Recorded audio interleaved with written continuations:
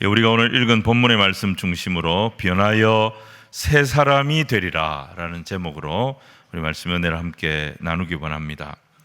청년 사울은 베냐민 지파 출신이었습니다. 베냐민 지파에 그렇게 명문 가문도 아닙니다. 이름 없는 어떤 집안에서 농사 짓고 평범하게 살던 그 농부였습니다. 근데 그 시대의 이스라엘이 어떤 상황이었느냐? 블레셋의 지배를 받고 있었습니다. 이들은 블레셋 사람들에게 수탈을 당했습니다. 그래서 백성들은 경제적으로 굉장히 궁핍했고 이스라엘은 아무 힘이 없었습니다. 거기다가 백성의 사사였던 사무엘의 아들들의 통치는 문제가 있었습니다. 그래서 백성들이 다 거부하고 왕을 세워달라고 요구하는 그런 상황이었습니다. 정치적으로, 경제적으로, 외교적으로, 안보적으로 아주 혼란한 그런 시기였던 것입니다. 그런데 사울은 거기에 그렇게 큰 관심이 없었습니다. 사울의 집안에는 다른 문제가 있었습니다. 이 집안에서 기르던 암나기들이 갑자기 사라진 것입니다. 그의 아버지는 사울에게 이 암나기들을 빨리 찾아와라, 그렇게 임무를 주었습니다.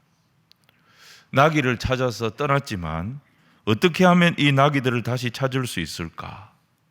길이 없었고 방법이 없었습니다. 하지만 그의 모든 관심은 빨리 나귀들을 찾아서 집으로 돌아가야 된다. 여기에 온통 모든 생각이 집중되어져 있었습니다. 근데 아무리 찾아도 암나귀들을 찾을 수 없으니까 마지막으로 사울은 누구를 찾아가느냐? 사무엘 선지를 찾아가게 됩니다. 처음 보는 선지자입니다.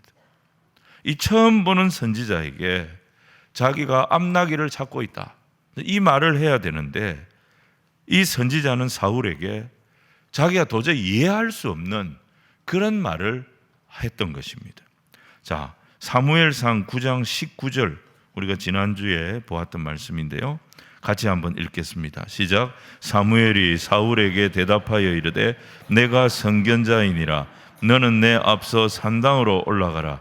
너희가 오늘 나와 함께 먹을 것이요 아침에는 내가 너를 보내되 네 마음에 있는 것을 다 내게 말하리라. 여러분, 이게 무슨 말이겠습니까? 네 마음에 있는 것을 다 내게 말하리라. 도대체 사무엘은 사울의 마음에 무슨 생각이 있는지 그거 어떻게 안다고, 또 그 생각에 대해서 과연 무슨 말을 해주겠다는 걸까? 이해가 안 되는 밑도 끝도 없는 말을 사무엘은 사울에게 했던 것입니다. 자, 오늘 첫 번째는 사울의 마음속에 있었던 생각입니다. 일단 사울의 마음속에 제일 고민, 제일 큰 생각은 무슨 생각이었겠습니까? 잃어버린 나귀들을 어떻게 하면 찾을 수 있을까? 이 생각밖에 없었을 것입니다. 암나귀들은 자기 집안에서 가장 소중한 재산입니다.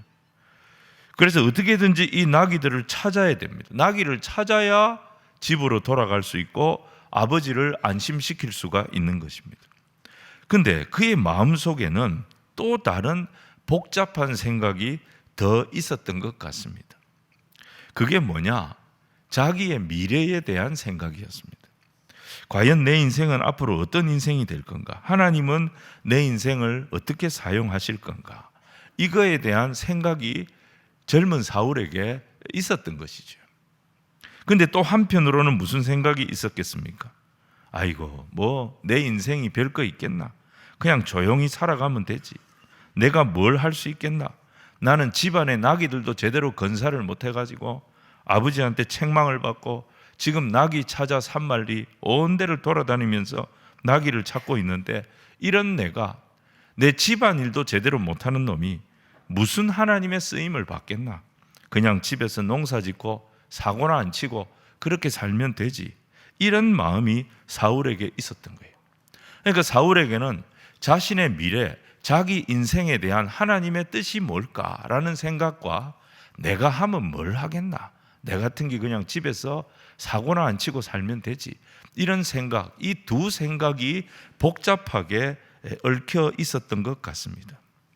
하나님은 이 사울의 소극적인 생각, 부정적인 생각, 이 생각의 틀을 한번 깨뜨릴 필요가 있겠다고 보셨던 것입니다. 그래서 사무엘을 통해서 사울에게 말씀을 주신 거예요. 내일 아침에 네가 이 집을 나갈 때 네 안에 이런 생각들에 대해서 내가 너에게 해줄 말이 있다. 네 안에 있는 이런 복잡한 생각들, 네 안에 있는 이런 소극적인 생각들, 네 안에 있는 이런 부정적인 생각들에 대해서 내가 해줄 말이 있다. 이 말씀을 주신 것입니다. 사랑하는 여러분, 우리 주님은요, 우리의 마음속에 있는 작은 생각까지 다 아시는 분임을 기억하시기 바랍니다. 요한복음 1장 48절에 예수님은 나다나엘을 만나십니다. 이 나다나엘의 나사렛에서 무슨 선한 것이 있겠느냐 이렇게 말했던 사람이에요. 그런데 이 나다나엘을 만났을 때 예수님이 뭐라고 말씀하십니까? 빌립이 너를 부르기 전에 네가 무화과 나무 아래 있을 때에 내가 너를 보았다, 이렇게 말씀하셨습니다. 그게 무슨 말일까요? 빌립이, 이 나다나엘이 무화과 나무 아래 있는 것을 보셨다는 말이 무슨 말씀일까요? 네가 거기서 무슨 생각을 하고 있는지, 네가 거기서 무슨 고민을 하고 있는지 나는 다 알고 있었다, 이 말씀을 하신 것입니다. 요한복음 4장에 보시면 사마리아 수가성에 우물가에 물길로 온 여인을 예수님이 만나십니다. 그 여인을 보시고 예수님은 다 아셨습니다. 이 여인이 어떤 인생의 상처를 겪고 있는 여인인지를 다 아셨고, 그래도 이 여인의 마음속에 신령과 진정의 예배에 대한, 하나님을 예배하기 원하는 갈급함이 있다는 사실도 아셨던 것입니다. 누가복음 19장에는 삭개오가 나옵니다. 여리고의 돌 무화과 나무 위에 올라가서 지나가는 예수님을 지켜보고 있던 그 삭개오를 보시고 그의 마음속에도 구원에 대한, 복음에 대한 사모함이 있음을 아시고 그의 이름을 부르셨던 분이 우리 예수님입니다. 그리고 그의 집으로 가셔서 그의 온 집안에 하나님의 구원을 선포하여 주셨던 분이 우리 주님이십니다. 이처럼 우리 주님은 우리의 마음속 깊은 곳에 있는 것을 다 보고 계신 분이심을 기억하시기를 바랍니다. 그리고 내 인생의 한계, 내 인생의 틀, 그걸 열어주시고 막힌 미래를 열어주시는 그분이 우리가 믿는 주님이신 겁니다. 내 혼자 생각해봐야, 내 혼자 힘으로 아무리 생각해봐야 내 머릿속에서 맴돌 뿐입니다. 풀리는 게 없습니다. 그러다가 지쳐서 포기하는 거죠. 하지만 내 생각을 아시는 주님 앞에 나오는 겁니다. 내 생각을 아시는 주님 앞에 나오면 우리 주님이 어떤 분이냐? 고민 많던 나다나엘을 제자로 삼아주신 분이십니다. 수가성 여인의 상한 심령, 상한 인생을 다 치유하여 주시고 그녀를 신령과 진정으로 하나님을 마음껏 예배할 수 있는 참 예배자로 인도하여 주셨습니다. 호기심 많던 삭개오와 그의 가족들 구원의 문을 활짝 여시고 사람들이 삭개오를 뭐라고 하든지 간에 오늘 이 집이 바로 아브라함의 집안이요 구원의 가문이 되어졌음을 선포하여 주셨던 것입니다. 그리고 오늘 본문의 사울을 보십시오. 사울은 전혀 상상도 못했던 인생, 사울은 꿈도 꾸지 못했던 인생, 그냥 나는 시골의 농부로 살다가 아무 탈 없이 살면 된다 이런 생각을 했던 사울에게 엄청난 길을 여시고 상상 못할 길을 여시고 그 길을 가도록 인도하시는 분이 우리 하나님이심을 보게 됩니다. 그래서 우리 성도들은 내 생각에 갇히면 안 되는 거예요. 내 계획에 갇히면 안 되는 거예요. 우리 하나님은 저와 여러분을 향한 놀라운 계획을 가지신 분이심을 믿으시기를 바랍니다. 또 그 길을 갈 수 있도록 믿음을 주시고 성령의 능력을 계속 기름 붓듯 부어주셔서 우리를 지금도 인도하고 계신 전능하신 하나님이 저와 여러분의 하나님이십니다.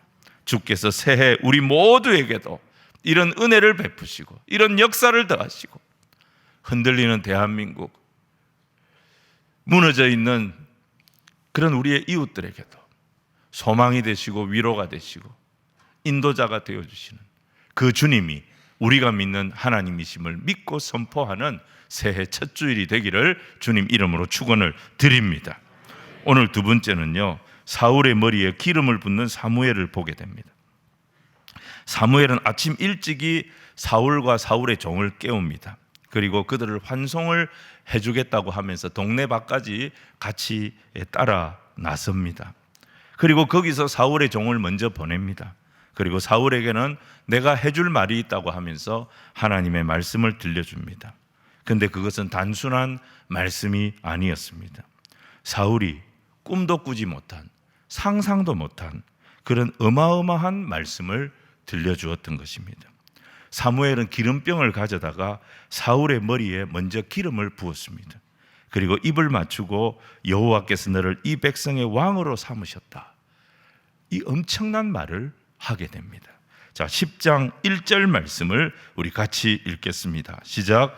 이에 사무엘이 기름병을 가져다가 사울의 머리에 붓고 입 맞추며 이르되 여호와께서 내게 기름을 부으사 그의 기업의 지도자로 삼지 아니하셨느냐.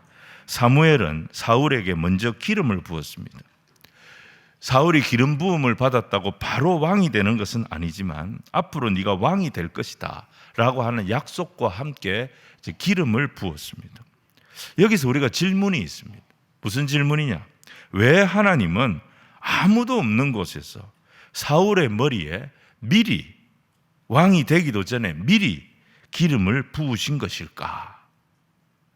여기에 몇 가지 이유가 있을 수 있겠지만은 그 중에 하나가 뭐냐? 만약에 이런 과정이 없었다면, 하나님 미리 그에게 기름을 부어주시면서 하나님이 그를 왕으로 세우신다라고 하는 이 약속을 주시는 이런 과정이 없었다면 나중에 사울은 백성들에 의해서 왕으로 세워집니다. 그때 사울은 고민에 빠지게 되는 거죠. 나를 왕으로 세운 이가 백성들인가 아니면 하나님이신가? 백성이 왕을 세우느냐 아니면 하나님이 왕을 세우느냐? 만약에 사울이 자기 백성들이 지지를 해서 백성들에 의해서 왕이 된 것으로 생각한다면 사울은 평생 동안 백성들의 기대에 부응하는 왕이 되려고 노력할 겁니다. 그런데 여러분, 지금 이스라엘은 12지파로 갈라져 있습니다. 12지파의 이해관계가 전부 다 다릅니다. 어느 지파가 찬성하면 어느 지파는 반대합니다. 어느 지파가 좋아하는 일을 어느 지파는 불편해합니다. 12지파로 갈라져 있는 이스라엘 각 지파의 이 첨예한 이해관계를 사울이 무슨 수로 극복할 수가 있겠습니까? 그건 불가능한 것입니다. 사울이 왕이 되면 백성의 기대에 부응하기보다는 이 백성들을 자기를 왕으로 세우신 하나님 앞으로 인도해 가는데 힘을 써야 하는 것입니다. 하나님 앞으로 인도해 가면 사울이 걱정하는 이 이스라엘 백성들의 모든 문제에 하나님이 개입하시는 것입니다. 그래서 하나님이 각 백성들에게, 각 지파에게 복을 주시는 것입니다. 이렇게 되면 사울도 좋고 이스라엘 백성도 다 좋게 되는 것입니다. 이스라엘의 왕은 왕이라고 하지만 백성에게 복을 줄 수 있는 능력이 없습니다. 그가 할 수 있는 일은 뭡니까? 백성들에게 복이 있는 곳으로 안내하고 인도하는 역할을 할 뿐인 것입니다. 백성들을 복이 있는 곳으로 안내하면 어떻게 됩니까? 그곳에서 백성들이 각자에게 역사하시는 하나님을 만나게 되는 것입니다. 하나님이 그 백성들에게 복을 주시는 분이라는 것을 하나님을 만나서 경험하게 되는 것입니다. 이스라엘의 왕은 여기까지 끌고 가는 거예요. 하나님 앞에까지, 하나님을 경험하도록, 하나님을 예배하도록 그 자리로 끌고 가는 인도자의 역할을 할 뿐이고, 이스라엘 백성들에게 복을 실제로 주시는 분은 왕이 아니라 하나님이신 것입니다. 백성들 중에는 잘 따라오는 사람도 있을 겁니다. 그런데 불평하면서 잘 안 따라오는 사람도 있겠지요. 하지만 지금 잘 안 따라오더라도 꾸준하게 설득하고 꾸준하게 인도하면 결국 양이라면 목자의 음성을 듣고 따라오게 되는 것입니다.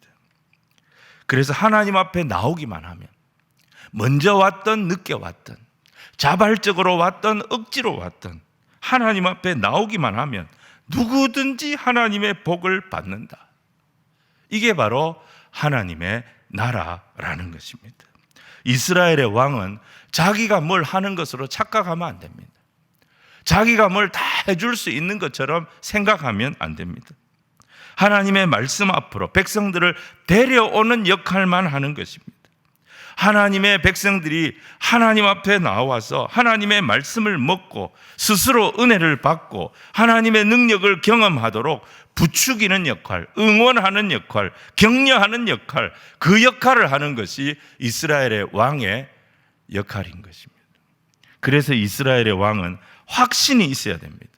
이 백성이 아무리 거칠어도, 이 백성이 아무리 원망을 해도, 이 백성이 하나님을 만나기만 하면, 하나님의 말씀의 복을 경험하기만 하면 이 백성이 분명히 변할 것이다. 이 백성이 복을 받게 될 것이다. 하나님의 말씀에 대한 확신이 이스라엘 왕에게 있어야 하는 것입니다. 자기가 확신이 없는데 어떻게 하나님 앞으로 이 백성을 인도할 수 있겠습니까? 그리고 또 한 가지는 인내가 있어야 되고 지혜가 있어야 됩니다. 계속해서 참고 견디면서 하나님이 주시는 지혜로, 말씀의 초장으로 이 백성들을 인도하고 초대하는 신실함이 있어야 하는 것입니다. 하나님께서 사울의 머리에 기름을 부으신 것은 이제 너는 개인이 아니다. 너가 아버지 집에서 농사 짓던 개인이 아니다. 너는 공인이다. 너는 이제 이스라엘의 지도자다. 공인이 가져야 될 마음, 지도자가 가져야 될 마음은 넓은 마음이다. 누구든지 수용할 수 있는 넓은 마음이다. 그래야지 12지파로 갈라져 있는 이 이스라엘을 하나로 만들 수가 있다. 그리고 항상 당당해라. 염려하지 마라. 너는 나의 기름 부음 받은 자다. 내가 네 머리에 기름을 부었다는 것은 내가 너를 책임진다는 의미다. 너는 이 사실을 믿어야 된다. 하나님께서 그런 의미로 사울의 머리에 기름을 부어주신 것입니다. 여러분, 사람의 필요, 사람의 요구 너무너무 다양합니다. 100명이 있으면 100가지 요구를 합니다. 어떨 때는 102가지, 103가지 요구가 나올 때도 있습니다. 어떤 사람은 한 가지 아니라 2가지, 3가지를 요구할 때가 있기 때문입니다. 그 요구를 어떻게 다 채워줍니까? 이걸 내가 다 채워주리라 그렇게 생각하고 쫓아다니다가는 지쳐서 죽게 되는 것입니다. 이스라엘의 초대 왕을 세우는 일입니다. 왕이 없었습니다. 지금까지. 사울이 왕이 되면 첫 번째 왕이 되는 거예요. 얼마나 백성들의 기대가 크겠습니까? 얼마나 백성들의 관심이 많겠습니까? 얼마나 요구사항이 많겠어요. 그래서 그거 다 쫓아다니다 보면, 사람을 기쁘게 하려고 쫓아다니다 보면 사울은 죽는 겁니다. 그래서 하나님, 그런 거 쫓아다니지 말고 내가 책임질 테니까 너는 마음을 넓게 가져라. 그리고 사람 앞에 위축되지 마라. 그런 의미로 사울의 머리에 기름을 부어 주신 것입니다. 자, 오늘 세 번째, 사울에게 존귀한 체험을 주시는 하나님을 보게 됩니다. 자, 사울의 머리에 기름을 붓고 그를 왕이 될 자다, 그렇게 말씀까지 주셨습니다. 하지만 사울은 확신을 갖지 못했습니다. 하나님의 말씀에 대한 확신을 갖지 못했습니다. 하나님의 말씀에 대한 확신이 없이 이스라엘의 왕이 되는 것은 사울에게 큰 불행입니다. 그래서 하나님 어떻게 하시느냐? 이 사울에게 하나님의 말씀에 확신을 가질 수 있도록 3가지 체험을 하게 하십니다. 이 체험이 뭐냐면 하나님의 말씀이 기가 막히게 성취되는 그 체험을 말하는 것입니다. 한 번도 아니고 2번도 아니고 3번씩이나 보여주십니다. 자, 이 3가지 체험이 어떤 체험들이냐? 첫 번째는요, 사울이 가장 고민했던 문제예요. 사울이 지금도 계속 집착하고 있는 그 문제가 해결되는 체험을 제일 먼저 하게 하십니다. 사울은 집으로 돌아가는 길에 베냐민 지파의 경계, 거기에 라헬의 묘지가 있는데 그 부근에서 모르는 사람 2사람을 만난다는 것입니다. 이 두 사람이 무슨 소식을 전해주느냐? 너희 집에 암나귀가 돌아왔다, 암나귀 찾았단다, 이 소식을 전해준다는 거예요. 그리고 사울의 아버지가 지금 이 나귀 찾아 집을 나간 사울이 안 오고 있으니까 사울을 걱정하고 있다, 이 소식을 듣게 하실 거라는 겁니다. 2절 말씀을 우리 같이 한번 읽겠습니다. 시작. 내가 오늘 나를 떠나가다 베냐민 경계 셀사에 있는 라헬의 묘실 곁에서 두 사람을 만나리니 그들이 내게 이르기를 네가 찾으러 갔던 암나귀들을 찾은지라. 내 아버지가 암나귀들의 염려는 놓았으나 너희로 말미암아 걱정하여 이르되 내 아들을 위하여 어찌하리요 하더라 할 것이요. 사울은 지금 여전히 암나귀를 잃어버렸다, 이거 찾아야 된다, 이 고민에 빠져 있습니다. 사무엘 찾아간 이유도 뭡니까? 나라의 미래가 어떻게 될지, 내 인생의 미래가 어떻게 될지 그거 들으러 간 게 아니라 암나귀를 어떻게 하면 찾을 수 있는지 이거 물어보러 간 거예요. 그래서 사울의 머릿속에는 이 문제가 해결되지 않으면 행복이 없습니다. 기쁨이 없어요.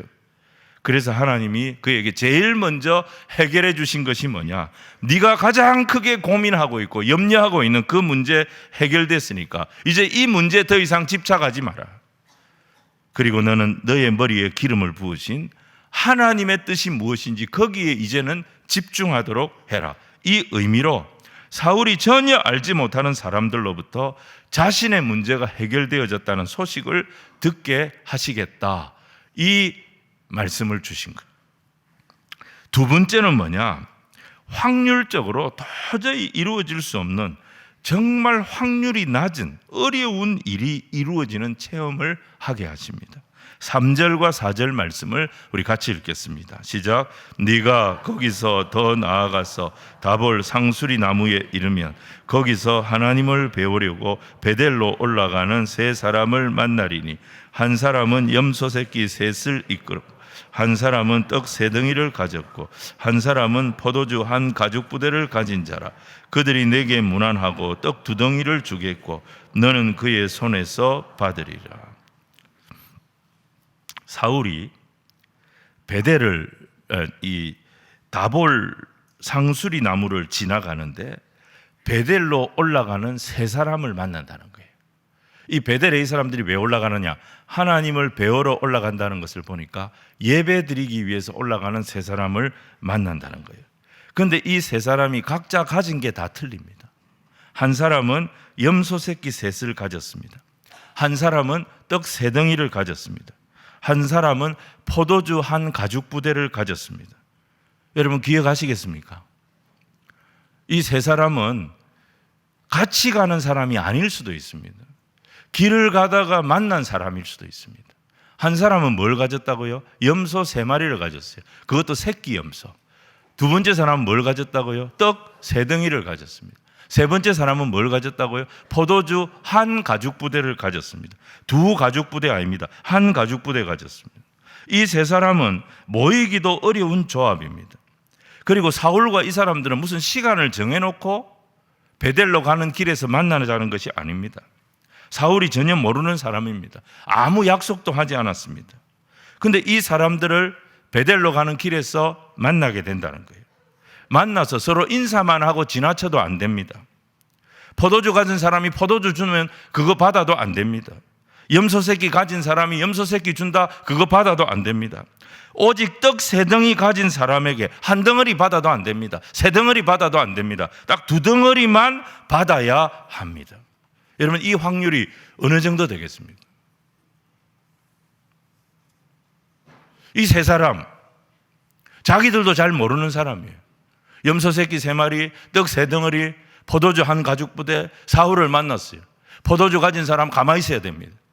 염소 새끼 가진 사람 가만히 있어야 됩니다. 떡 3덩이 가진 사람 한 덩어리 주면 안 됩니다. 3덩어리 주면 안 됩니다. 2덩어리만 딱 줘야 됩니다. 그거만 딱 받아야 됩니다. 이 확률이 얼마나 되겠습니까? 정말 어려운 확률입니다. 근데 이게 마치 그림처럼 이루어집니다. 이게 이루어진다면 이걸 어떻게 우연이라고 말할 수 있겠습니까? 이 정도로 구체적으로 하나님께서 사울을 인도하신다면 지금까지 사울이 사무엘을 통해 받은 모든 말씀은 하나님의 권위 있는 말씀으로 인정을 할 수밖에 없는 것입니다. 자, 근데 이 어려운 체험을 하고 나서 진짜 중요한 세 번째 체험을 하게 된다는 것입니다. 그 세 번째 체험이 뭐냐? 사울이 성령의 감동을 받아서 변하여 새 사람 된다는 것입니다.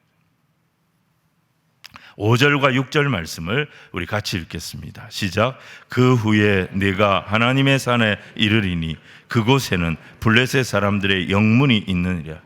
네가 그리로 가서 그 성읍으로 들어갈 때에 선지자의 무리가 산당에서부터 비파와 소고와 저와 수금을 앞세우고 예언하며 내려오는 것을 만날 것이요 내게는 여호와의 영이 크게 임하리니 너도 그들과 함께 예언을 하고 변하여 새 사람이 되리라. 여기 하나님의 산이 다볼 산인지 어딘지 정확하게 알 수는 없습니다. 그런데 이 산에 뭐가 있었느냐? 블레셋 군인들이 주둔을 하고 있었습니다. 블레셋 군대가 있었습니다. 그 군대의 영문, 그러니까 그 군대의 위병소 정문 앞에서 무슨 일이 벌어지느냐? 일단의 선지자의 무리들을 만나게 됩니다. 사울이. 이 선지자의 무리들이 어떤 상황이냐? 이 사람들은 다 악기를 앞세우고 성령이 충만해가지고 찬송을 하면서 내려오는 선지자, 성령 충만한 선지자의 무리를 만나게 된다는 것입니다. 적군의 영문 앞에서, 적군 부대의 정문 앞에서, 적들이 다 보는 앞에서 사울이 이 사람들을 만난다는 거예요. 그런데 그 자리에서 무슨 일이 벌어지느냐? 이 사울에게 성령이 임한다는 거예요.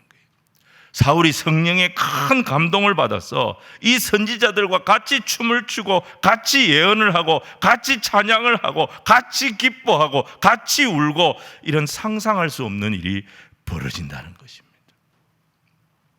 여러분, 이 세 가지 체험을 잘 보시면요, 순서가 있습니다.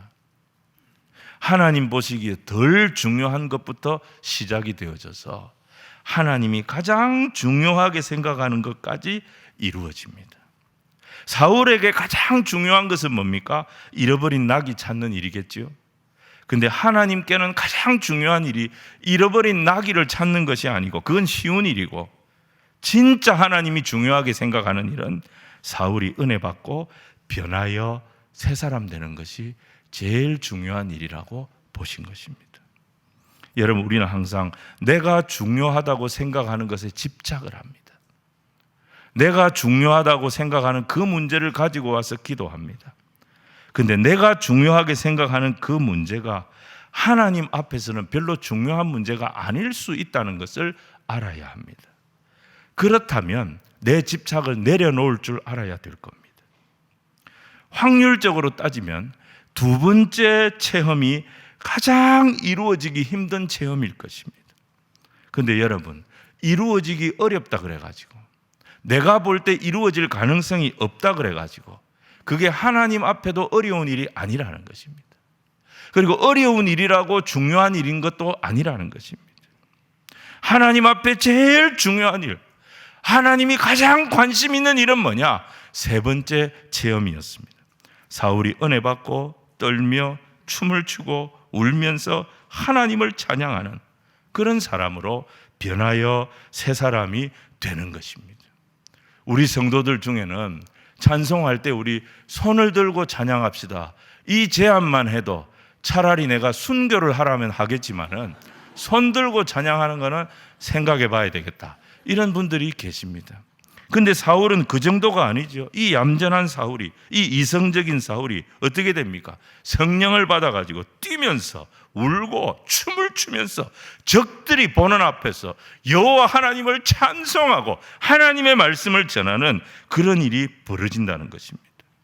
이걸 누가 상상이나 했겠습니까? 사울 자신도 자기가 이렇게 변화가 될 거라는 걸 생각이나 했겠습니까? 그런데 그 일이 이루어진다는 거예요.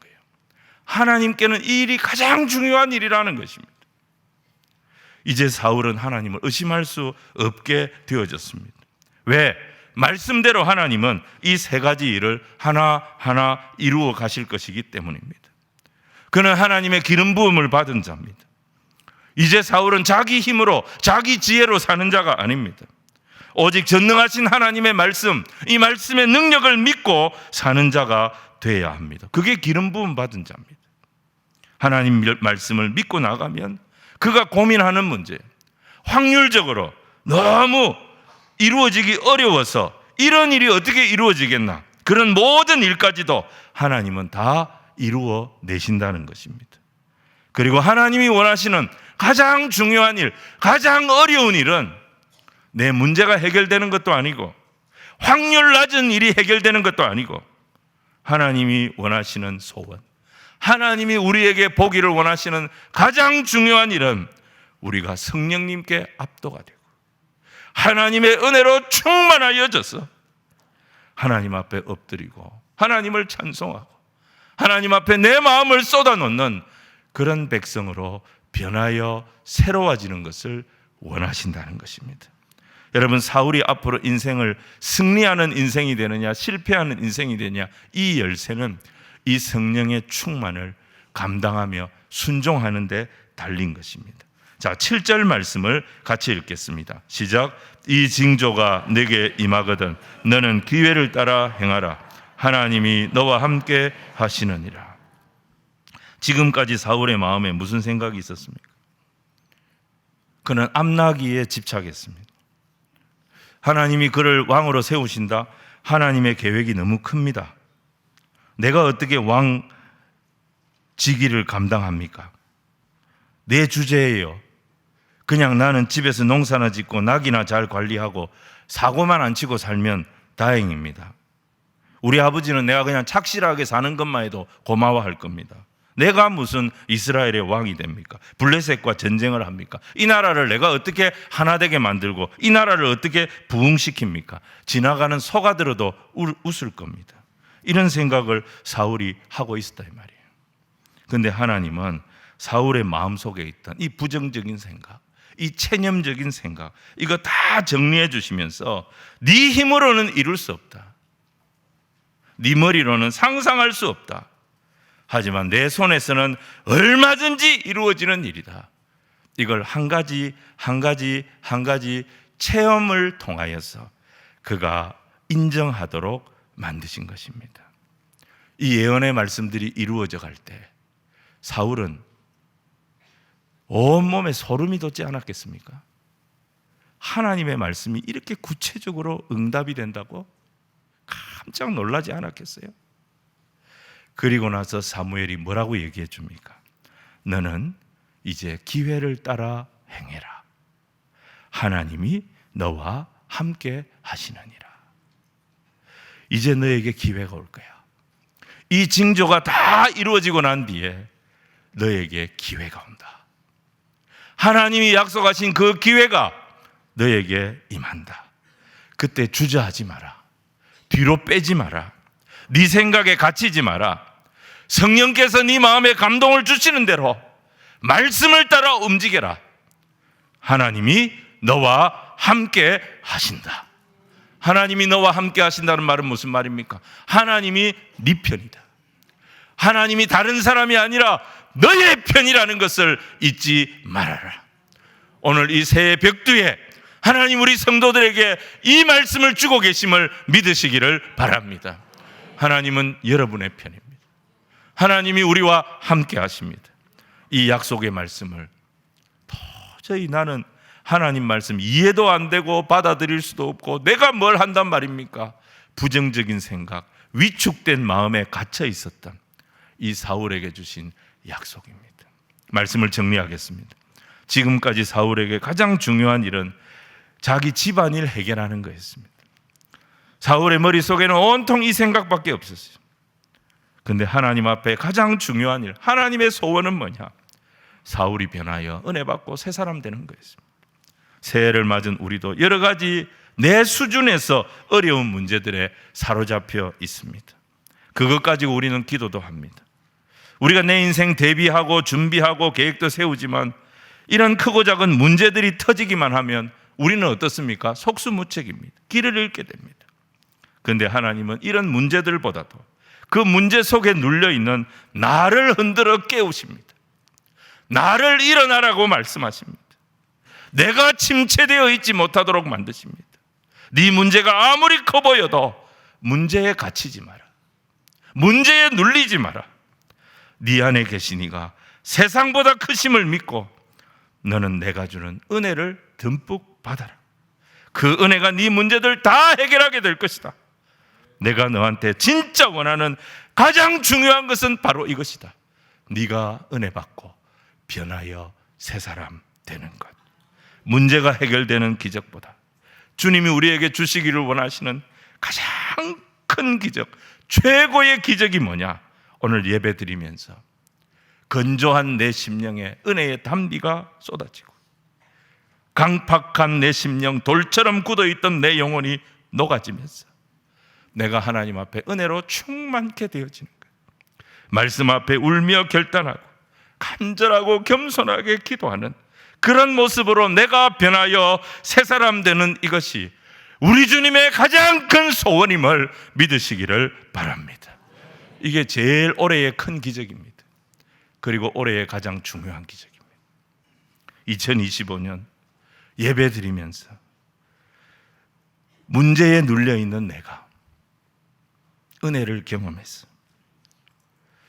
하나님을 만나고 하나님께서 내 마음을 만져주시고 내 인생 변하여 새 사람 되게 하여 주시는, 그래서 내가 감당할 수 없는 이 삶의 길들을 친히 감당해 나가도록 도우시고 인도하시는 이 놀라운 기적들이 우리 성도들의 삶 곳곳에서 계속 체험되어지고 계속 열려지기를 주님 이름으로 축원을 드립니다.